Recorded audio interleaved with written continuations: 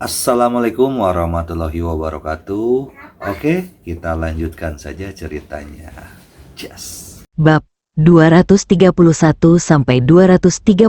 Bab 231. Pengunduran diri. Xie Jing memandang dua orang di depannya, merasa lebih lelah dari sebelumnya.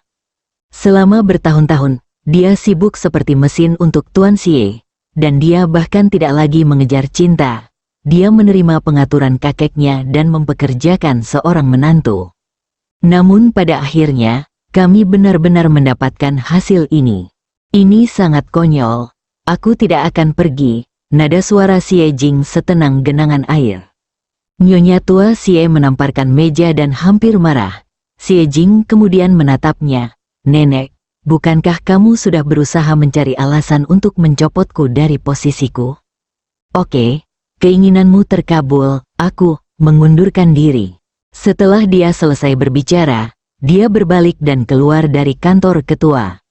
Xiao Jing, ada apa? Di luar pintu, Xie Chengqian melihat putrinya memiliki ekspresi yang salah dan bertanya. Tapi Xie Jing mengatupkan bibirnya erat-erat, tidak berkata apa-apa, dan berjalan cepat kembali ke kantornya untuk mengemas barang-barangnya. Nenek, dia pergi sekarang. Sesederhana itu, Xie Kaidong tidak menyangka kemenangan akan datang begitu tiba-tiba, yang membuatnya merasa sedikit tidak nyata. Nyonya Xie tidak menunjukkan keterkejutan apapun. Kalau tidak, dia terpaksa menemui jalan buntu. Jika dia tidak ingin diperlakukan sebagai mainan, dia tidak punya pilihan selain meninggalkan pekerjaannya. Saat ini, Xie Chengqian masuk. Bu, Xiao Jing, apa yang terjadi? Dia pikir dia tidak memenuhi syarat untuk posisi presiden dan telah mengundurkan diri, kata Xie Kaidong. Kalimat ini tidak lain adalah sambaran petir ke Xie Chengqian. Apa? Bagaimana mungkin? Dia, sang ketua, hanyalah cangkang kosong. Jika bukan karena Xie Jing, presiden, dia tidak akan menjadi ketua. Inilah yang disetujui secara pribadi oleh wanita tua itu. Paman, apakah kamu keberatan? Xie Kaidong bertanya dengan nada buruk. Xie Chengqian gelisah, wajahnya bingung dan otaknya bekerja dengan cepat. Tapi, jika Xiao Jing tidak ada di sini, bagaimana grup Ambro dan Bang Baofeng akan menjelaskannya? Dalam momen kebijaksanaan yang langka, dia teringat apa yang dikatakan putrinya kepadanya. Xie Jing sempat tersingkir beberapa kali sebelumnya. Semua karena dukungan Ambro Group dan Bang Baofeng, yang membuat Xie menderita beberapa kali kerugian. Bu, aku tidak tahu mengapa Xiao Jing pergi, tapi apakah ini akan mempengaruhi proyek kerjasama keluarga Xie kita? Apa yang kamu bicarakan? Tanpa Xie Jing, bukankah keluarga Xie kita akan bisa berbuat apa-apa? Wanita tua itu masih di sini. Nyonya Xie juga menatapnya dengan dingin dan berkata, kali ini Xie Jing yang meminta untuk mengundurkan diri. Ambro Group dan Bang Baofeng tidak mengatakan apa-apa. Tidak peduli seberapa optimisnya mereka terhadap Xie Jing, mereka tidak dapat menghentikannya secara sukarela. Berhenti, bukan? Pikiran Xie Chengqian menjadi kosong. Ada alasan mengapa Tuan Xie tidak menyerahkan kekuasaan kepadanya sejak awal. Orang tua itu telah menyadari bahwa putra sulungnya memiliki sedikit bakat dan sedikit pengetahuan, dan sulit baginya untuk mengambil alih kekuasaan tanggung jawab. Sekarang, ketika menghadapi hal semacam ini, Xie Chengqian benar-benar panik. Oke, keluar, itu bukan urusanmu. Nyonya Xie memberi perintah penggusuran. Xie Chengqian keluar dari kantornya dengan putus asa. Di sisi lain, Xie Jing kembali ke rumah, memasuki kamar tidur dan tidak pernah keluar lagi. Qin Fanglan tidak tahu apa yang dia lakukan di luar sana, dia tidak di rumah. Bibi Liu tampak sedikit khawatir. Dia telah bekerja di keluarga Xie selama bertahun-tahun, tapi dia belum pernah melihat Xie Jing seperti ini. Bibi Liu mengetuk pintu kamar dan menunggu beberapa saat, tapi tidak ada yang menjawab. Dia tidak punya pilihan selain menelepon Ye Yan. Ye Yan sedang menemui dokter di klinik Li Mingcheng. Meskipun akhir-akhir ini tidak banyak publisitas, orang-orang di dekatnya telah mendengar bahwa ada dokter ajaib yang datang ke sini, jadi dia cukup sibuk. Setelah menerima telepon dari Bibi Liu, dia segera kembali setelah menangani pasien yang ada. Lagi pula, meski kita tidak menyebutkan alasannya, hanya demi hubungan antara kedua orang, masalah Xie Jing adalah yang paling penting. Bibi Liu, bagaimana kabarnya? Apa yang terjadi? Ye Yan bertanya begitu dia memasuki pintu. Bibi Liu tersenyum pahit dan menggelengkan kepalanya. Saya juga tidak tahu. Dia terlihat sangat buruk ketika kembali. Dia tidak mengatakan apa-apa dan tidak makan. Dia hanya mengunci diri di kamar dan tidak bisa datang keluar. Hati Ye Yan mencelos. Hari ini Xie Jing harus berurusan dengan masalah pemasok. Dia tidak punya waktu untuk berpikir terlalu banyak dan membuka pintu kamar dengan kunci. Begitu dia memasuki ruangan, dia melihat Xie Jing tanpa mengganti pakaiannya. Dia sedang duduk di sudut dengan tangan di lutut, melihat ke depannya tanpa fokus. Apa yang terjadi? Ye Yan berjalan mendekat dan berlutut lalu bertanya dengan lembut, apakah ada yang salah dengan perusahaan? Setelah lebih dari 10 detik, Xie Jing berbicara dengan nada hampa. Saya bukan lagi Presiden Xie. Mulai sekarang, urusan farmasi Xie tidak ada hubungannya dengan saya. Wajah Ye Yan menjadi gelap. Dia sangat jelas tentang profesionalisme Xie Jing. Itu selalu menjadi impian terbesarnya untuk mengembangkan farmasi Xie. Tapi sekarang, dia sebenarnya bilang dia ingin menyerah. Selain Nyonya Xie dan Xie Kai Dong yang menyebabkan masalah, Ye Yan tidak bisa memikirkan kemungkinan lain. Rasa dingin yang mendalam melintas di matanya. Kedua orang ini telah memberi mereka begitu banyak pelajaran, namun mereka masih berani mencari masalah. Apalagi yang dilakukan wanita tua itu? Ye Yan bertanya dengan dingin. Xie Jing tidak menjelaskan, tapi perlahan menggelengkan kepalanya. Saya berinisiatif untuk mengundurkan diri. Saya hanya merasa sangat lelah. Saat dia berbicara, air matanya akhirnya mengalir. Kakek, maafkan aku, sepertinya aku benar-benar tidak bisa melakukannya. Maafkan aku. Ye Yan menghela nafas sedikit. Dia mengulurkan tangan dan menepuk punggung Xie Jing dengan lembut. Oke, jangan terlalu banyak berpikir. Apa yang menjadi milikmu akan selalu menjadi milikmu. Tidak ada yang bisa mengambilnya. Orang-orang itu tidak akan bangga lama-lama. Ye Yan berkata pada akhirnya, nadanya sedingin es. Karena beberapa orang bersikeras mencari kematian, dia tidak keberatan memberitahu mereka apa arti keputusasaan.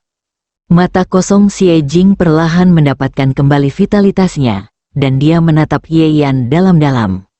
Mulai sekarang, aku khawatir aku tidak akan bisa bersuara menentangmu lagi. Setidaknya kamu masih punya pekerjaan. Ye Yan menyembunyikan rasa dingin di matanya dan tersenyum. Jangan khawatir, kamu tidak akan lama berada di rumah. Xie Jing hanya berpikir bahwa dia sedang menghibur dirinya sendiri. Kali ini, bagaimanapun juga, tidak ada cara untuk menyelamatkan situasi. Nyonya Xie tua tidak akan pernah menerima kondisi seperti itu karena karakternya sendiri. Jadi satu-satunya cara yang tersisa baginya adalah mengundurkan diri. Dengan cara ini, tidak ada petunjuk yang tersisa, dan dia serta Xie Kai Dong dapat mengambil alih proyek kerjasama dari tangan mereka sendiri. Memikirkan hal ini, hati Xie Jing terasa suram. Sekarang setelah saya pergi, saya khawatir ayah saya, Xie Chengqian, tidak akan lagi menjadi ketua. Jika saatnya tiba, saya hanya berharap Nyonya Xie menerima kenyataan bahwa keluarganya adalah keturunan keluarga Xie dan tidak melakukan sesuatu yang terlalu kejam dan mengusir keluarganya dari keluarga Xie. Baiklah, sekarang jangan pikirkan itu lagi. Percayalah, bukankah kamu selalu mengatakan bahwa aku beruntung? Xie Jing tidak bisa menahan senyum pahit. Dia berkata dengan nada mengejek. Ya, kalau dipikir-pikir sekarang, sebaiknya aku mengajakmu bersamaku untuk bernegosiasi dengan pemasok saat itu. Mungkin aku bisa mendapatkan keberuntunganmu dan menyegel kesepakatan.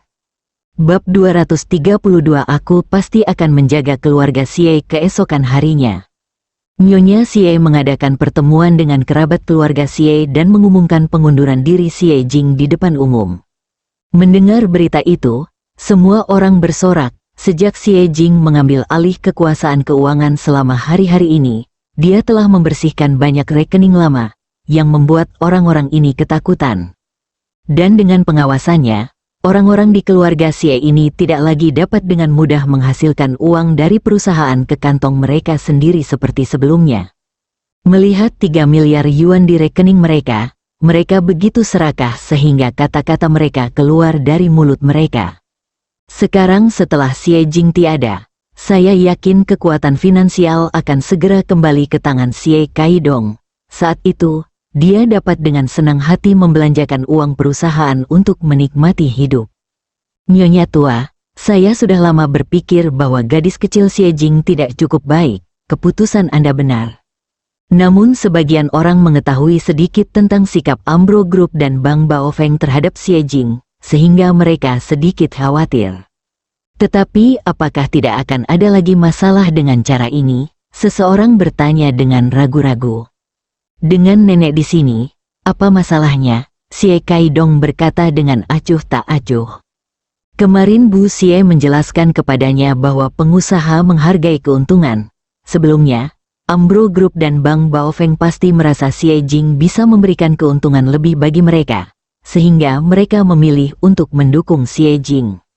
Melihatnya sekarang, Xie Jing mengundurkan diri atas inisiatifnya sendiri, sehingga kedua keluarga tidak memiliki posisi untuk mengatakan apapun. Dalam hal ini, untuk mencegah agar kepentingan mereka tidak dirugikan, Ambro Group dan Bang Baofeng tentu saja tidak akan mengatakan apa-apa. Nyonya Xie bahkan telah memutuskan untuk menyerahkan semua masalah pemasok pada Xie Jing, dan kemudian meyakinkan kedua keluarga untuk maju menangani Yang Sun demi Xie. Saya yakin betapapun sombongnya Yang Sun, dia akan menyerah saat menghadapi dua kelompok ibu kota ini. Jangan khawatir semuanya, tidak akan ada masalah. Xie Kaidong sekarang berbicara seperti seorang presiden. Di mata kerabat Xie, mereka semua tahu kemampuannya, jadi semua orang menganggap remeh kata-katanya. Namun, melihat Ni Xie yang terlihat tenang, yang lain merasa tenang. Pokoknya kalau ada masalah, nenek tualah yang mengurusnya. Mereka hanya khawatir kepentingannya sendiri dirugikan. Sekarang kita sudah selesai membicarakan Xie Jing. Nenek, apakah ada hal lain yang ingin kamu umumkan? Xie Kaidong berkata dengan tidak sabar. Menurutnya, langkah selanjutnya adalah mengambil alih jabatan presiden dan resmi menjadi pewaris keluarga Xie. Nyonya Xie meliriknya dan berkata dengan tenang, ada sesuatu yang ingin saya umumkan. Napas Xie Kaidong bertambah cepat dan dia menunggu dengan penuh harap. Semua orang juga merasa yang akan mereka katakan adalah tentang ahli waris, jadi mereka siap bertepuk tangan. Nyonya tua Xie melihat sekeliling dan berbicara perlahan. Meskipun Xie Jing telah mengundurkan diri, aturan keuangan yang dia tetapkan akan terus berlanjut, dan saya secara pribadi akan mengawasi penerapannya. Satu batu menimbulkan ribuan gelombang. Termasuk Xie Kaidong, tidak ada yang menyangka bahwa inilah yang akan diumumkan oleh Nyonya Xie. Ekspresi banyak orang berubah. Meskipun Xie Jing memiliki kontrol yang ketat sebelumnya, tetapi dengan keterlibatan Xie Kaidong, mereka masih dapat menemukan peluang untuk menghasilkan uang. Tapi sekarang, Bu Xie sebenarnya ingin mengurus uangnya sendiri. Jadi apa harapan mereka? Xie Kaidong tampak tidak senang dan mau tidak mau berkata, nenek kamu sudah kesulitan menjalankan perusahaan. Mengapa saya tidak mengurus aspek keuangan? Bukankah saya yang bertanggung jawab sebelumnya? Nyonya Xie tua memelototinya dengan marah. Anda yang bertanggung jawab, jangan kira saya tidak tahu apa yang Anda pikirkan. Dia mengangkat matanya dan menatap yang lain dengan dingin, jangan mengira aku tidak tahu apa yang kamu pikirkan. Kamu harus tahu berapa banyak uang yang kamu hasilkan dari Sis Pharmaceuticals selama bertahun-tahun.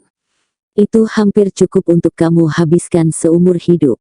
Jika ada yang berani memasukkan rekening perusahaan di masa depan, aku akan mengulitinya. Di masa lalu, Nyonya Xie ingin menyatukan orang-orang ini dan mencegah mereka datang ke sisi Xie Jing.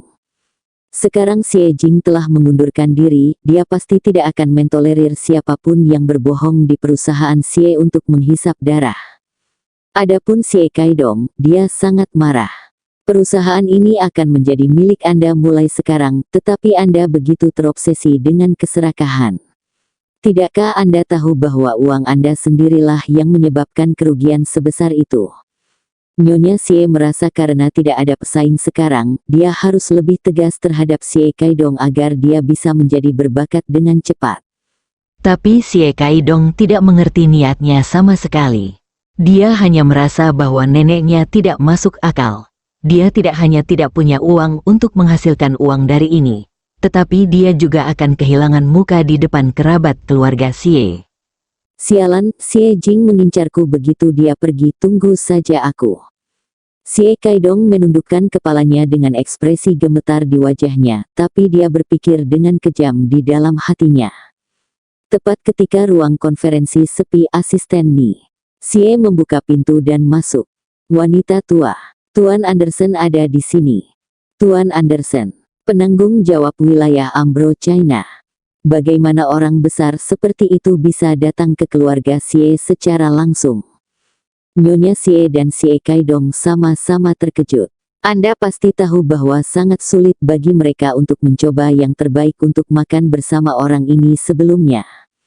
Saat mereka memimpin sekelompok kerabat keluarga Xie untuk menyambutnya, Anderson sudah masuk ke ruang konferensi.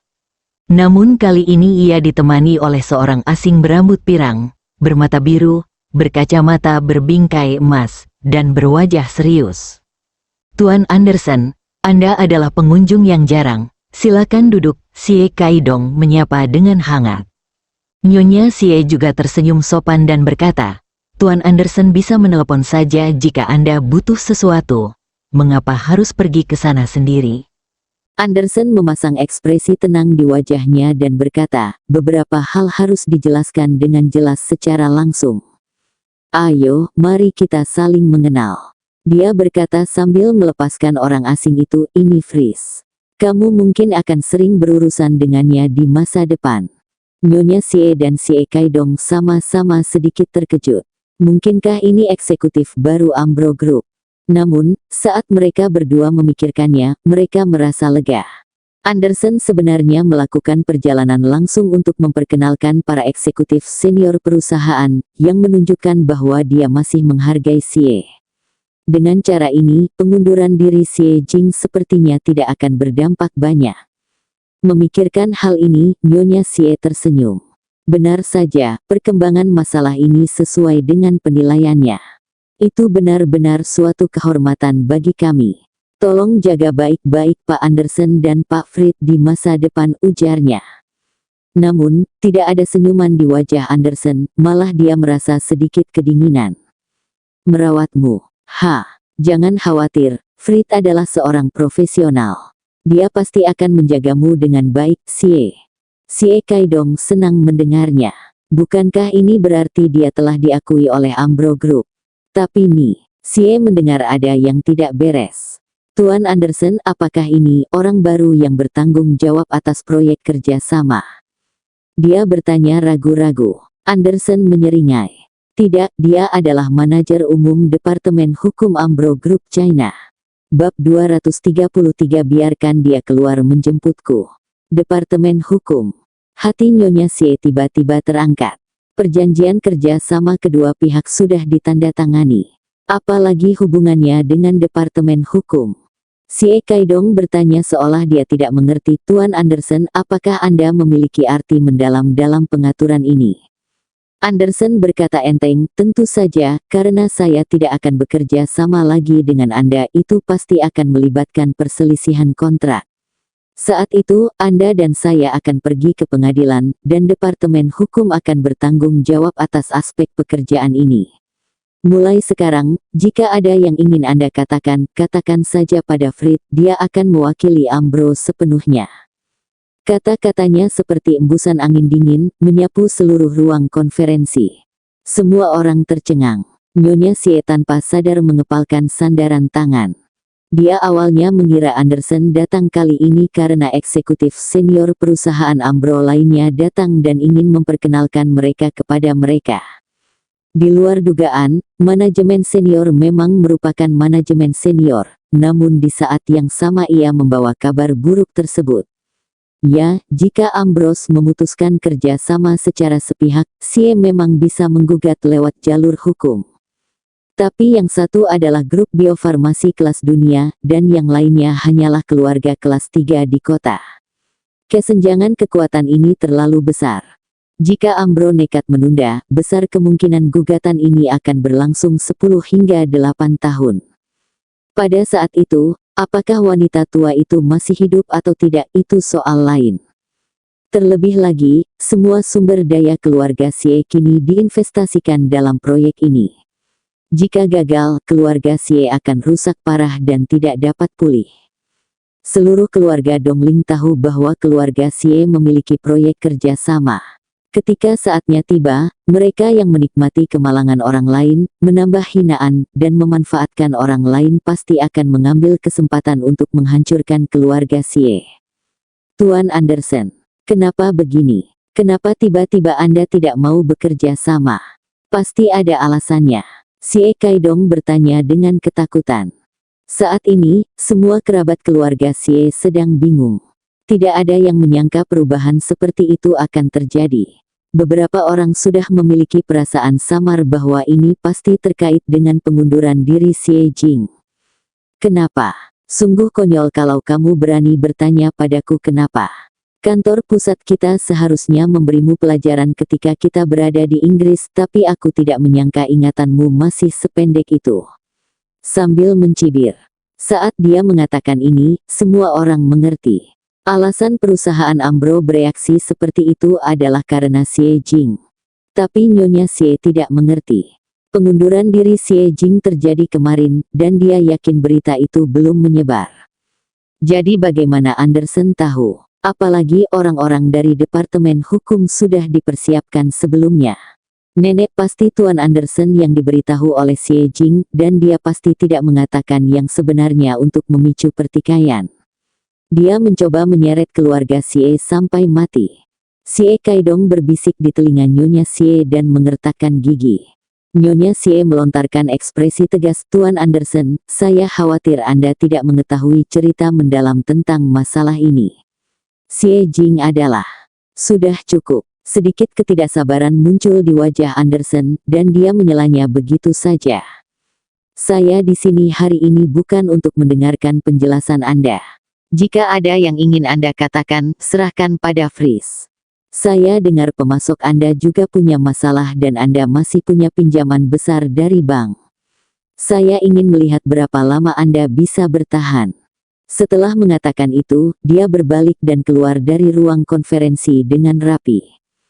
Puff, kaki Xie Kaidong melunak dan dia berlutut.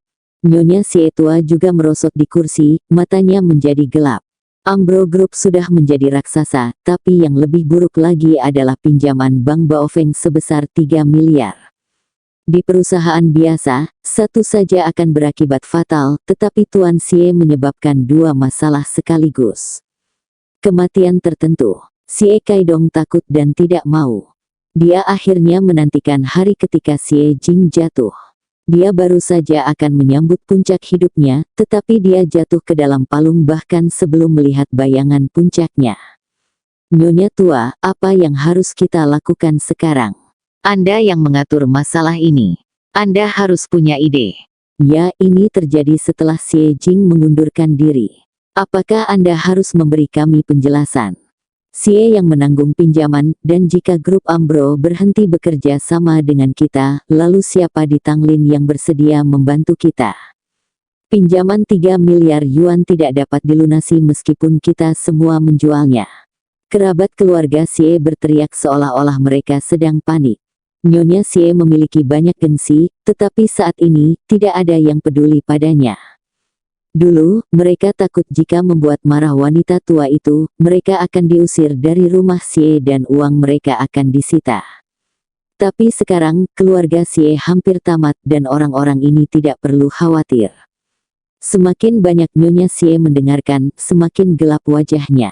Akhirnya, dia tidak tahan lagi dan memukul meja dengan tongkat di tangannya. Pemberontakan. Kamu akan memberontak. Apakah kamu lupa dengan siapa kamu mengandalkan makanan selama bertahun-tahun? Xie Kaidong melompat dari tanah. Situasi hari ini sepenuhnya karena Xie Jing. Dia pasti berhubungan dengan Anderson dan meledakkan bantal. Dia akan menghancurkan apa yang tidak bisa dia dapatkan. Tentu saja Nyonya Xie tua harus mengalihkan kebenciannya. Jika dia terlibat dengan orang gila seperti keluarga Xie saat ini, tidak akan terjadi apa-apa. Ya, aku benar-benar salah menilai Xie Jing. Aku tidak menyangka pikirannya begitu kejam. Sepertinya dia sudah merencanakan hal ini sejak dia mengundurkan diri. Kruk di tangannya berhenti sejenak. Xiao Dong, pergilah ke Villa Junsan. Aku ingin bertanya langsung padanya apakah dia bertekad membiarkan seluruh keluarga Xie menderita kemalangan bersamanya. Setelah mengatakan itu, Nyonya Xie membawa Xie Kaidong langsung ke bawah dan melaju menuju Villa Junsan. Keamanan di kawasan Villa Junsan sangat ketat dan kendaraan asing seperti mereka tidak bisa masuk sama sekali. Meskipun Nyonya Xie sangat marah, dia tidak berani membuat masalah di pintu. Area villa ini dikatakan memiliki latar belakang yang sangat kuat dan bahkan kekuatan seperti keluarga Wen dan keluarga Lin tidak akan berani menimbulkan masalah di sini. Telepon Xie Jing dan minta dia datang dan menyambutku. Perintah Nyonya Xie dengan nada tegas. Xie Kaidong mengeluarkan ponselnya dan setelah beberapa saat wajahnya berubah jelek. Nenek, dia tidak menjawab pertanyaan itu. Nyonya Xie tua merasa paru-parunya akan meledak. Tapi dia tidak punya pilihan lain selain membiarkan Xie Kaidong memblokir pintu untuk melihat apakah Xie Jing akan keluar. Keluarga Ye Yan. Ponsel Xie Jing disetel ke mode senyap. Ye Yan tidak ingin dia diganggu saat ini, jadi Xie Jing tidak tahu kalau masalah sebesar itu telah terjadi di perusahaan. Saat ini, dia sedang duduk di sofa, menonton TV dengan pandangan kosong. Kejadian ini merupakan pukulan telak bagi Xie Jing. Dia akhirnya terpaksa menyerah pada sesuatu yang telah dia kerjakan dengan keras selama bertahun-tahun. Dia merasa sangat tidak nyaman hingga dia bahkan tidak bisa bernapas. Bab 234 berpaling. Ye Yan tidak masuk kerja hari ini. Qin Fanglan tercengang ketika dia menerima berita itu kemarin, dan dia masih di kamarnya tidak mampu menghadapi kenyataan. Oleh karena itu, sekarang hanya Ye Yan yang duduk di ruang tamu bersama Xie Jing. Saat ini, telepon di rumah berdering. Ye Yan mengangkat alisnya sedikit. Biasanya hanya pengelola properti yang menelepon untuk memberitahukan sesuatu kepadanya. Menghitung waktu, Anderson seharusnya sudah sampai di rumah Xie sekarang. Oleh karena itu, panggilan telepon ini kemungkinan besar berasal dari seseorang dari keluarga Xie. Dia mengangkat telepon dan pihak lain berkata dengan sopan, "Tuan Ye, saya penjaga keamanan Villa Junsan. Ada seorang pria bernama Xie Kaidong yang ingin mendatangi Anda. Ada seorang wanita tua di dalam mobil. Lakukan kamu ingin melihat mereka." Setelah jeda, penjaga keamanan menambahkan, "Saya melihat pihak lain sedikit gelisah. Jika Anda tidak ingin melihatnya, saya bisa menanganinya untuk Anda." Junsan Villa adalah kawasan pemukiman utama di Dongling, sehingga tingkat keamanannya tentu saja sangat tinggi. Terlebih lagi, Ye Yan adalah seorang tamu terhormat yang telah disambut oleh para petinggi dan meminta mereka memberikan perhatian khusus kepadanya. Sekarang karena jelas-jelas ada orang yang datang dengan niat buruk, Departemen Keamanan tidak akan tinggal diam dan mengabaikannya. Ketika Ye Yan mendengar nama Xie Kaidong, sudut mulutnya melengkung dingin. Tampaknya Nyonya Xie dan Xie Kaidong merasa Anderson dihasut oleh Xie Jing untuk bersikap kasar kepada keluarga Xie. Jadi saya datang ke sini sesegera mungkin. Untungnya, mereka berdua masih berani merepotkan Xie Jing. Aku tidak ingin bertemu mereka. Ye Yan berkata dengan dingin. Saya mengerti, serahkan pada kami. Departemen Keamanan menerima instruksi dan segera mengeluarkan perintah. Segera tim personel keamanan berkumpul dan langsung menuju Xie Kaidong. Xie Kaidong sedang berjalan mondar-mandir di pinggir jalan dengan ekspresi kesal, menjulurkan lehernya dari waktu ke waktu untuk melihat ke dalam, mencoba menemukan Xie Jing.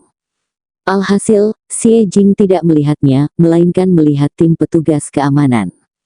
"Kamu, segera pergi, ini bukan tempat kamu harus tinggal." Xie Kaidong terkejut dan berkata dengan marah, "Mengapa kamu tidak mengizinkanku di sini? Aku tidak memasuki area villa, kamu tidak bisa mengendalikanku. Anda telah mempengaruhi penduduk kami, jadi kami memenuhi syarat untuk menjaga Anda," kata Kapten Keamanan dengan dingin. Xie Kaidong terlihat jelek. Bagaimana mungkin seorang penjaga keamanan berani bersikap kasar padanya? Tapi dia tidak berani bertindak sembarangan. Dukungan di belakang Junsan Villa sangat kuat. Dikatakan bahwa seorang anggota junior keluarga Wen bermain-main di sini beberapa tahun yang lalu dan diberi pelajaran. Keluarga Wen tidak mau menyerah, keluarga Wen tidak ada reaksi. Hal ini membuat masyarakat kelas atas di Dongling memahami bahwa Junsan Villa bukanlah sesuatu yang mampu mereka beli. Aku hanya lelah dan ingin duduk di sini sebentar. Apakah kamu keberatan juga?" Kapten keamanan telah melihat cukup banyak orang seperti dia sehingga dia tidak mau repot-repot berbicara omong kosong dengannya. "Saya beri waktu 10 detik. Jika Anda tidak pergi, saya akan membunuh Anda dan mobilnya." Xie Kaidong tidak pernah menjadi orang yang pemberani, dan dua kalimat tadi adalah karena Nyonya tua Xie sedang duduk di dalam mobil dan dia tidak ingin terlalu malu. Begitu melihatnya, dia langsung berbalik dan masuk ke dalam mobil. Dia bahkan tidak sempat mengatakan apapun kepada neneknya, jadi dia buru-buru menyalakan mobil dan kabur. "Hei, pengecut, simpan saja di bawah pengawasanku. Jika orang ini datang mengganggu Tuan Ye lagi, aku akan meledakkannya." "Xiao Dong, apa yang terjadi?" Nyonya Xie telah memejamkan mata untuk beristirahat, jadi dia tidak tahu apa yang sedang terjadi. Xie Kaidong mengertakkan gigi dan berkata, "Xie Jing sebenarnya bahkan tidak melihatmu, dan bahkan meminta orang untuk mengusirmu."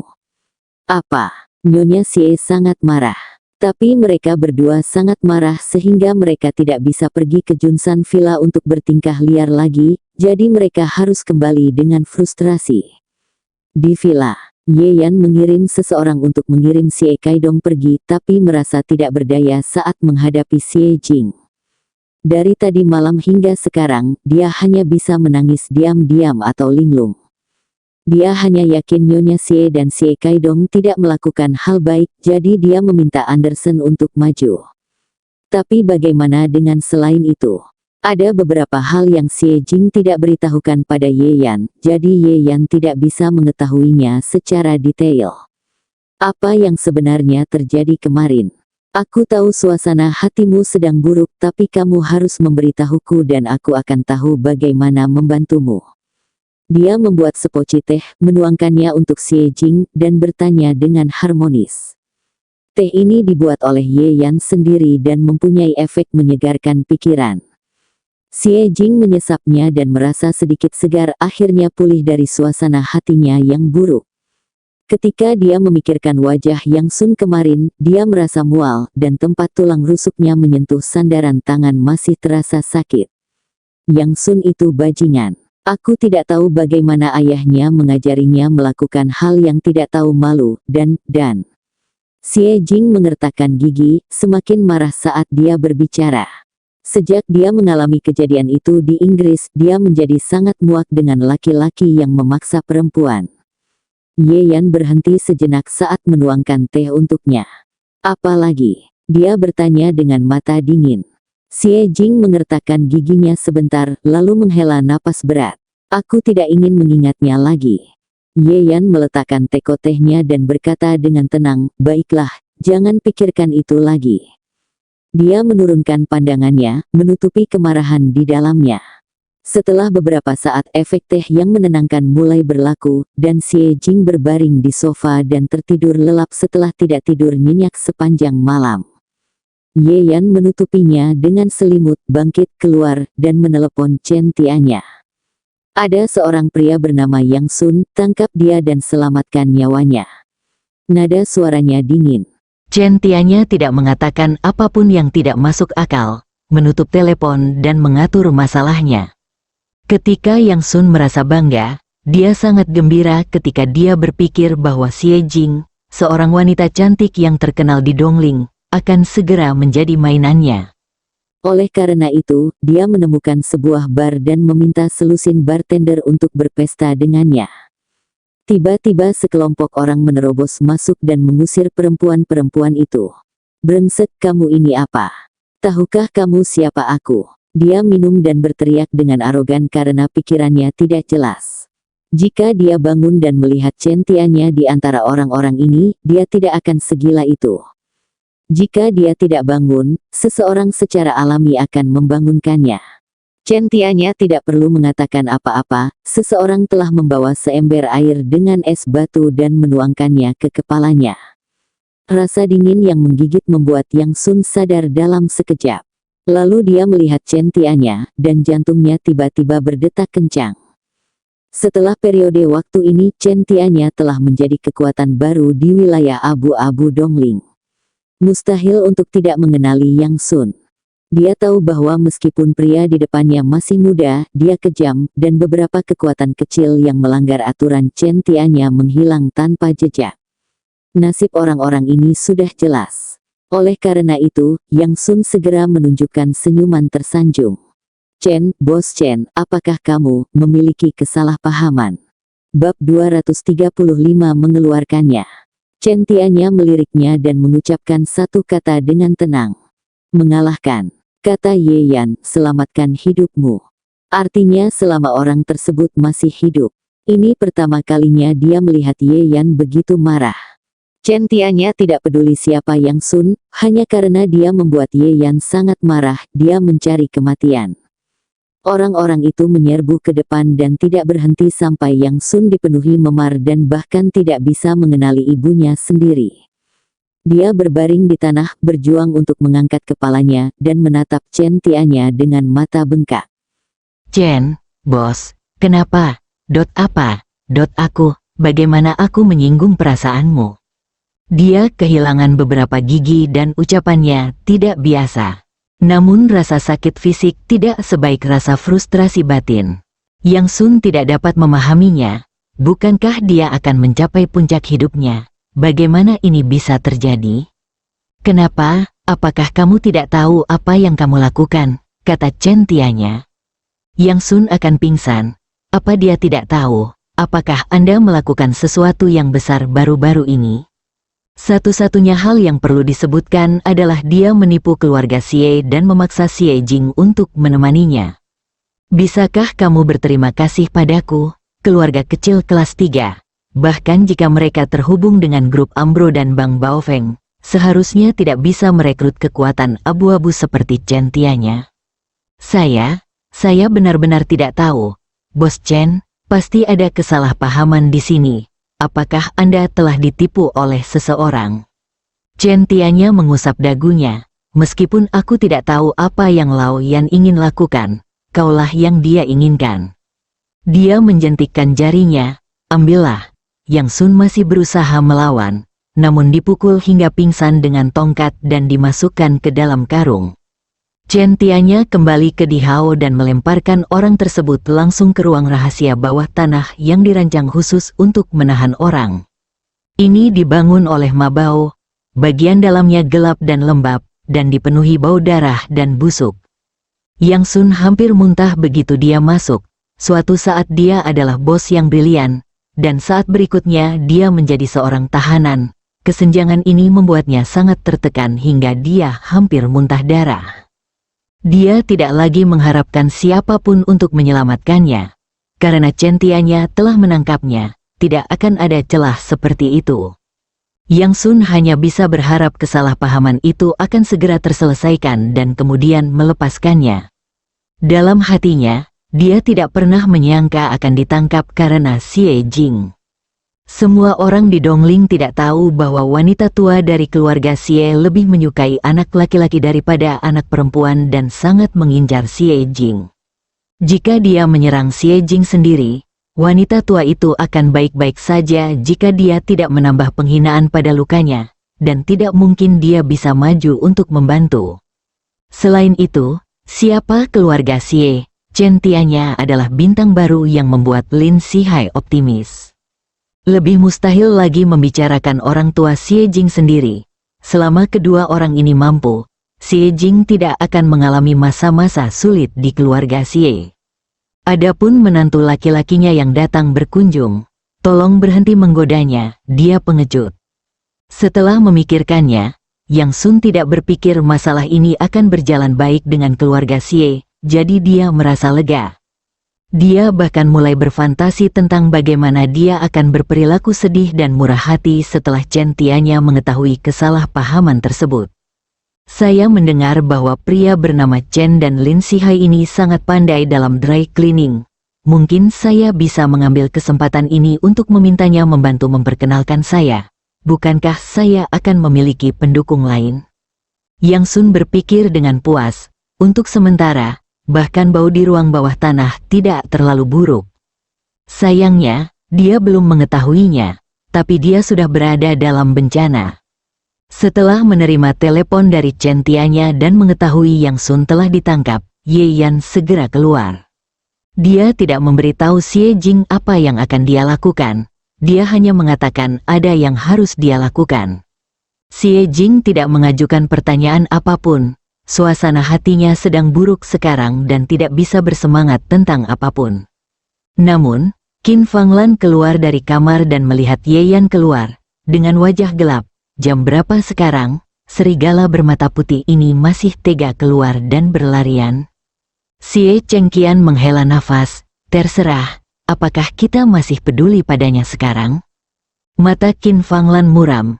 Jika bukan karena mobilnya yang lusuh, keluarga kita akan seperti ini. Menurutku dia gelisah dan baik hati. Siapa yang tahu? Nada suara Xie Chengqian tidak jelas.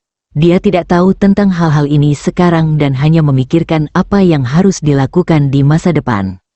Qin Fanglan mengabaikannya dan kembali ke kamar dengan wajah sedih. Sekarang Xie Jing telah mengundurkan diri, reputasinya semakin ternoda, dan sepertinya hampir tidak ada tempat bagi mereka di Dongling. Tiba-tiba, lampunya menyala. Bagaimana kalau keluar dan bersembunyi? Ye Yan mengemudikan Koenigsegg dan parkir di pintu Emgran lalu masuk. Fan Ying merasa sangat tertekan akhir-akhir ini, jadi dia mencari beberapa teman untuk datang ke karaoke di Hao untuk melampiaskan emosinya. Begitu saya sampai di depan pintu, saya melihat seseorang yang saya kenal keluar dari mobil sport mewah. Kamu Yan? Ia heran menantu yang berhati lembut ini ternyata bisa mengendarai mobil mewah seperti itu. Keluarga Xie memang sangat populer akhir-akhir ini, tapi mereka tidak mampu membeli mobil sebagus itu untuk seorang pecundang, bukan? Benar, bocah cantik ini pasti telah menipunya dari Lin Xiaoyu. Xiaoying, apakah kamu akan pergi? Temannya memanggilnya. Fan Ying tertegun sejenak, lalu matanya berkedip, kalian masuklah dulu, ada yang harus kulakukan. Teman-teman itu tidak banyak berpikir dan pergi duluan. Fan Ying menghampiri Koenigsegg dan menjadi semakin cemburu. Wah, aku melayani Lin Xiaoyu dengan hati-hati setiap hari, tapi aku bahkan tidak bisa dibandingkan dengan sampah. Wajahnya sangat muram, dan dia menendang sisi mobil dengan keras. Dengan suara menusuk, tumit tajam itu mengukir bekas panjang di badan mobil. Fan Ying menunjukkan ekspresi bahagia, melepas sepatunya, dan menggaruk tubuh Koenigsegg hingga berantakan. Lalu, dia berhenti, melihat mobil di depannya. Fan Ying tiba-tiba berpikir bahwa pecundang itu sepertinya datang ke Dihao juga. Dia mengeluarkan ponselnya dan memutar nomor. Segera, panggilan itu tersambung, dan sebuah suara dengan keterkejutan dan kegembiraan yang jelas terdengar. Xiaoying, kamu meneleponku. Aku terlalu tinggi. Berhentilah bicara yang tidak masuk akal dan datanglah ke tempat parkir di Hao dalam 10 menit. Kalau tidak, aku tidak akan berbicara denganmu lagi. Fan Ying menyela begitu saja dan menutup telepon. 3 menit kemudian, sebuah Mercedes-Benz bergegas ke tempat parkir dengan bunyi rem. Seorang pria muda keluar dari mobil dan berlari ke arah Fan Ying. Saya datang. Xiaoying, ada apa? apakah Anda begitu ingin menelepon saya? Kamu tidak peduli jika seseorang menggangguku, kata Fan Ying dingin. Pemuda itu langsung menjadi marah. Siapa yang begitu berani dan berani menyinggung perasaanmu? Tidak apa-apa. Aku di sini. Aku akan memberinya pelajaran untuk melampiaskan amarahmu. Dia menepuk dadanya dan tampak seperti dia mengurus semuanya. Nama pemuda ini adalah Sube. Keluarga Su, seperti keluarga Fan, adalah keluarga bawahan yang didukung oleh Lin Sihai. Namun keluarga Su lebih lemah dari keluarga Fan. Bersambung.